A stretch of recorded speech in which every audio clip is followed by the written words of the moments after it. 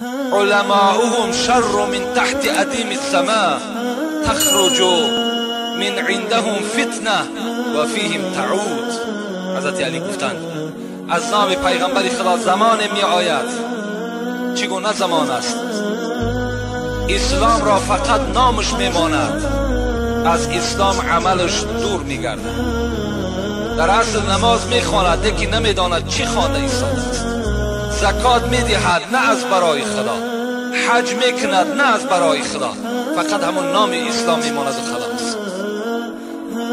و از قرآن چی گفت پیغمبر خدا؟ زمان می آید همین قرآن صورتش می ماند لیکن عملش از بین دور می شود.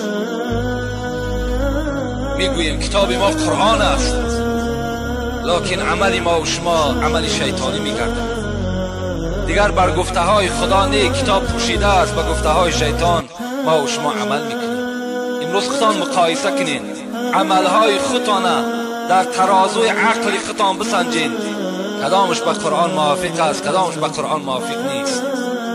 اینا پیغمبری خدا گفتند و در دوام گفتند زمانی می شود که مسجد سازی بی نهایت زیاد می شود، زیاد مسجد می کنند لیکن چی است؟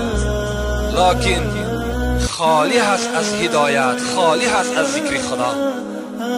مسجدها هستند زیبا هستند لیکن داعی ندارند، دعوتگر ندارند، فقط زیب و زینت دارند خلاص.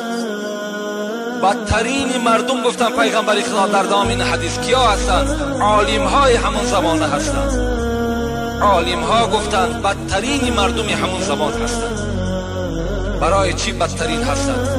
زیرا از نزد اونها میگد پیغمبر خدا فتنه میخیزد و فیهم تعود، لیکن الحمدلله که در سر خود اونها میزند.